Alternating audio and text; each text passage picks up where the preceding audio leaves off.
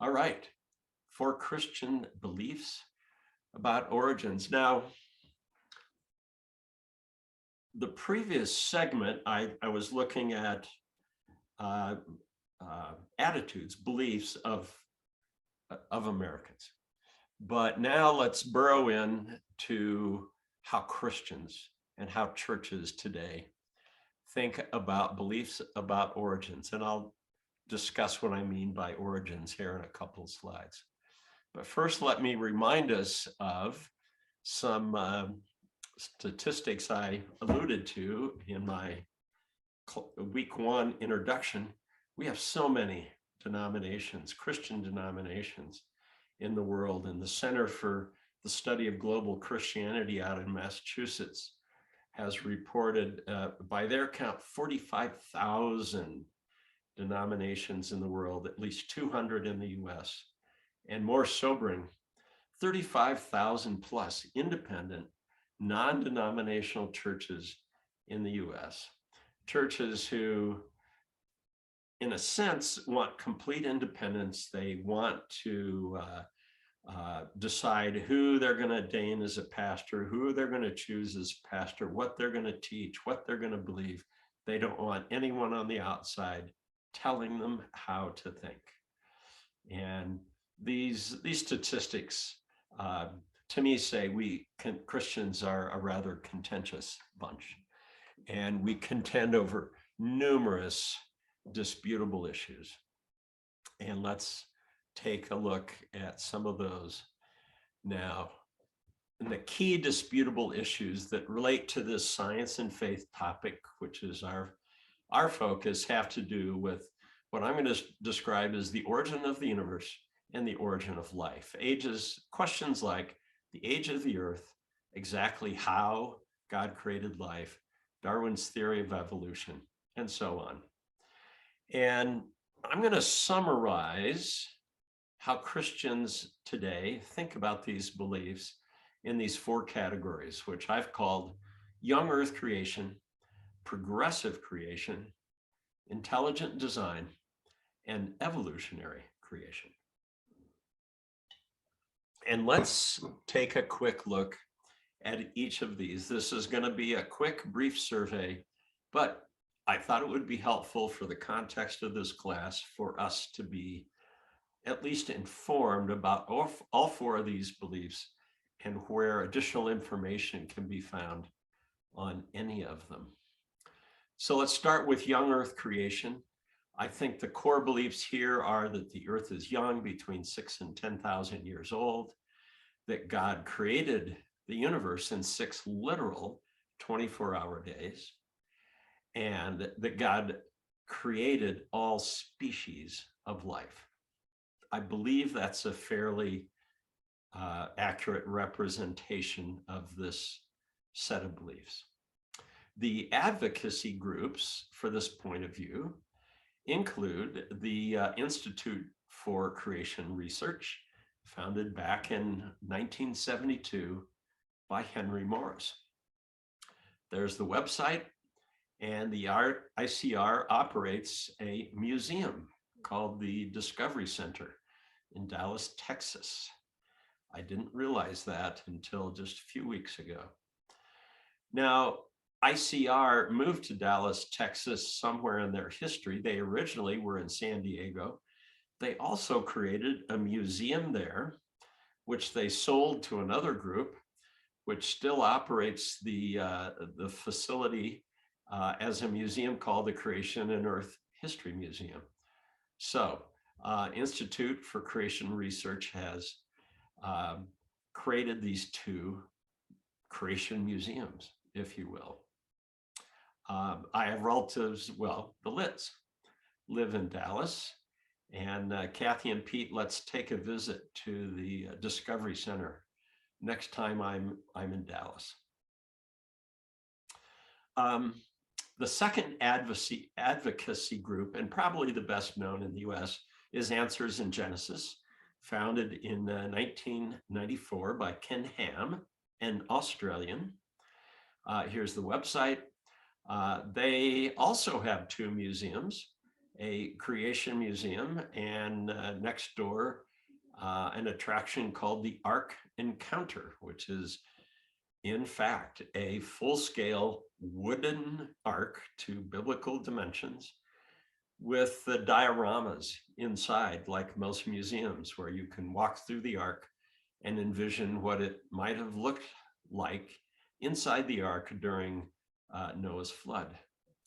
These two facilities are located near Petersburg, Kentucky, which I believe is in the Cincinnati area. The third advocacy group for young Earth creation is Creation Ministries International, founded in 2006. Unfortunately, this was founded as a result of a split from Answers in Genesis. It was unfortunately a kind of an ugly financial and legal split. Creation Ministries International is active in, I think, 5 or 6 nations outside the US, and Answers in Genesis is kind of a sister organization inside the US. Real quickly, looking at the mission statements of these organizations, I think it gives us a pretty strong idea of the themes that are important to them. The ICR mission statement includes words: we want you to know God's word can be trusted with everything it speaks about, from how and why we were made to how the universe was formed. So, reliability of God's word is front and center in the ICR mission statement. Same with Answers in Genesis. Their mission statement says to proclaim the authority of the Bible from the very first verse without compromise.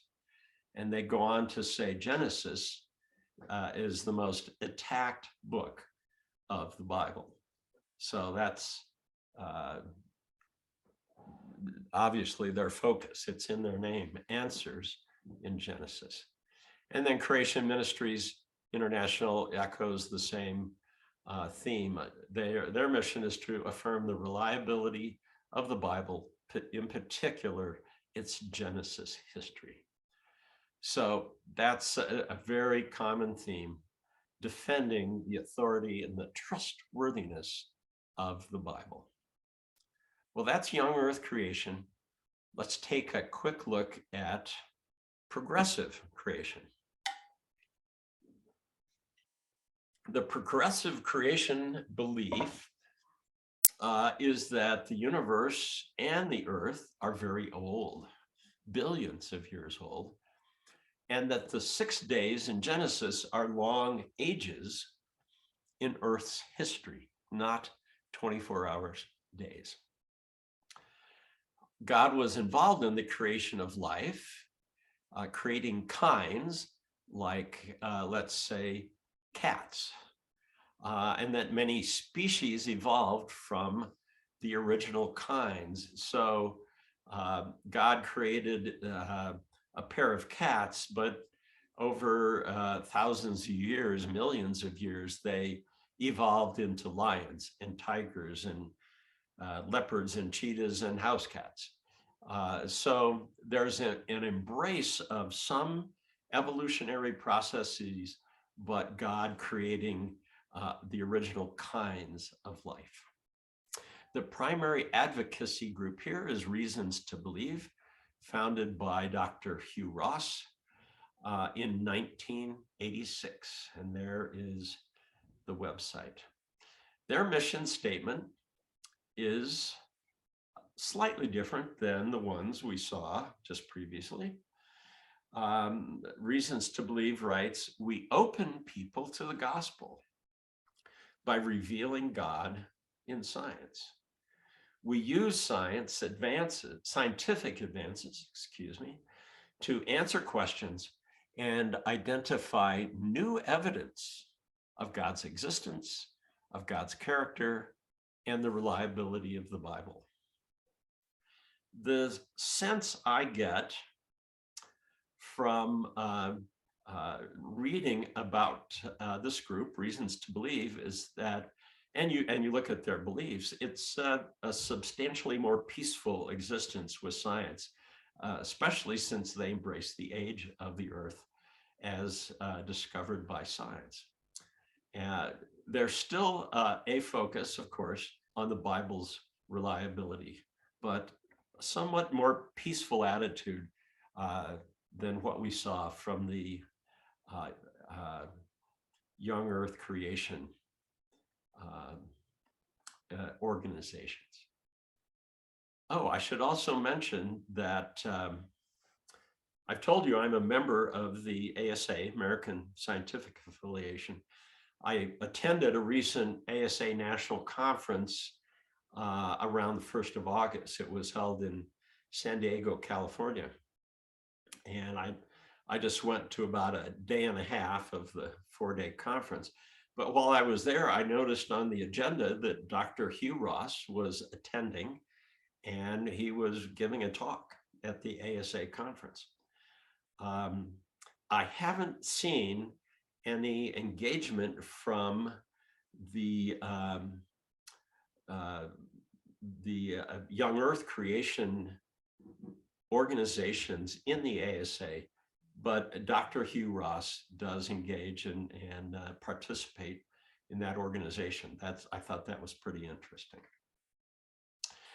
Let's move to the third belief. I'm running low on time, but we'll have time. And that's called intelligent design. And intelligent design holds that the biological complexity of living things is not adequately explained by Darwin's theory of evolution. Essentially, this belief is challenging the scientific consensus about Darwin's ideas. Intelligent design concludes that this complexity is evidence of intervention by an intelligent designer. Now, the primary advocacy group here is the Discovery Institute, founded in 1990. There's their website. I think a real distinctive here is that intelligent design is consistently presented as a scientific hypothesis. They're not arguing religious beliefs so much as maintaining a dialogue in the realm of science. Surprisingly, the ID spokesmen, they tend to be silent about who the designer might be, no mention of the Bible, etc. And as an organization, they seem to take no position about the age of the Earth. My sense is they want to appeal to both young Earthers and old Earthers. And their mission statement also is surprising. I just captured this phrase. Their mission is to advance a culture of purpose, creativity, and innovation. Now that's interesting. There's nothing in their mission statement about the Bible, about Christian belief, about faith, about God. Their mission statement could be one describing a secular organization, to my reading. It's rather surprising how they worded it. But if you'd like to know more, that's a good place to go. The fourth belief held by Christians today about origins of the universe and of life, I'm calling evolutionary creation. And this belief holds that the universe and the Earth are very old, billions of years, and that the diversity and complexity of living things is best explained by Darwin's theory of evolution. This point of view essentially embraces the scientific consensus today.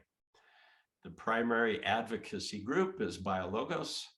I've already explained how Francis Collins founded that in 2007. There's the website again. And we've looked briefly at this mission statement earlier this evening and noted how it embraces the two-book metaphor and has a very complementary, I believe, view of science and faith. So, wrapping up here, just a couple of slides. In my view, these are the four basic beliefs, the four most common ways Christians think about origins of the universe and of life: young earth creation, progressive creation, intelligent design, evolutionary creation.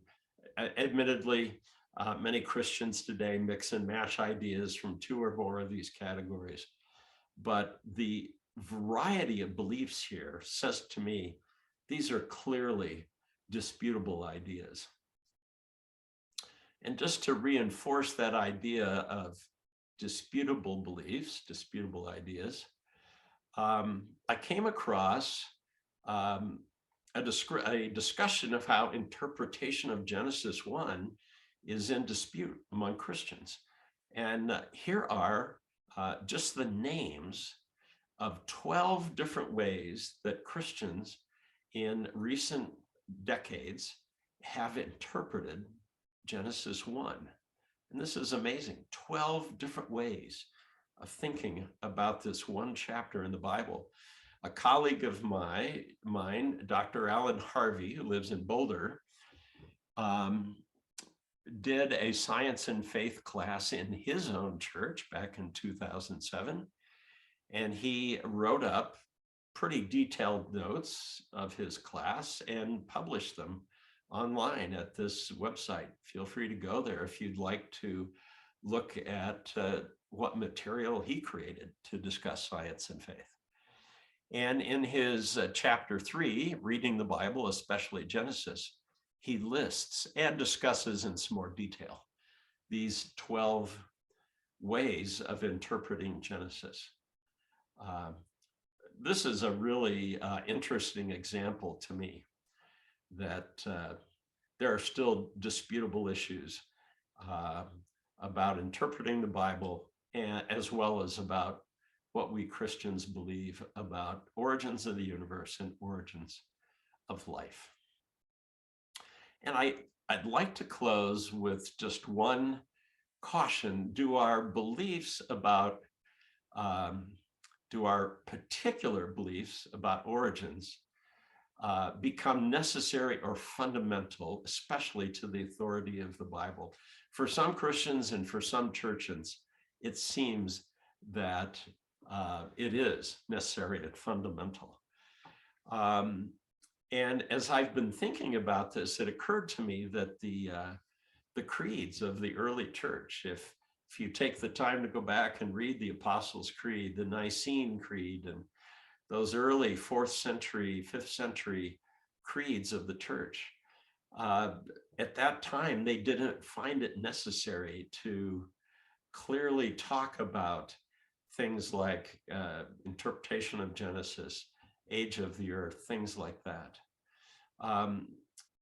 Earlier in this class, I introduced the confessions of the Reformation Church. You may recall the Heidelberg Confession, the Belgic Confession, the Westminster Confession. I've spent a little time looking through those, and not an exhaustive search, but as best I can tell, these questions of origins don't appear in these early Reformation statements of faith. That's pretty interesting to me. And furthermore, there was a really foundational set of beliefs published in the early 20th century called the Fundamentals. Now, I asked the class last night how many were aware of these 90 essays published in this time period called the Fundamentals, and most of the folks weren't aware of this, but due to debates about theology going on in US seminaries at this time, a group of theologians took it upon themselves to spell out, to write down what they thought were the fundamentals of the Christian faith. And as best I can tell, the history is that this series of publications has given us terms like fundamentalism and fundamentalist Christianity, sometimes tossed around today. I think the use of that word fundamental goes back to this series of essays published in the early 20th century. I've looked through these. There's only 2 of the 90 essays that seem to even come close to discussing science, and they don't make any defining statements about origins of the universe or the origins of life. That's pretty interesting. And finally, the Southern Baptist Convention, the largest denomination in the US, voted to approve a document called Baptist Faith Admission back in the year 2000. It's often referred to as BFM 2000. I discovered a newly planted Baptist church in Arvada. I went to their website and found that they refer to BFM 2000 to describe their beliefs. So, but if I've also looked through this document, and it does not give any definitive answers about origins of the universe or of life. It doesn't discuss the age of the universe, age of the earth. It doesn't talk about evolution. It doesn't mention the word science. So all those topics have been left out of this more recent statement of faith by a major denomination. That's pretty interesting that I have yet to find these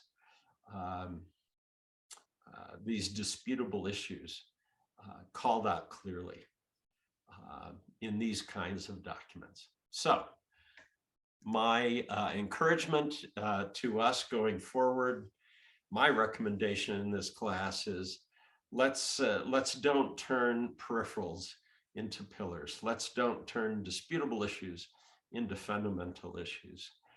And I'll share with you again a quote from Maldenius several centuries ago: in essentials, unity; in non-essentials, liberty; in all things, charity.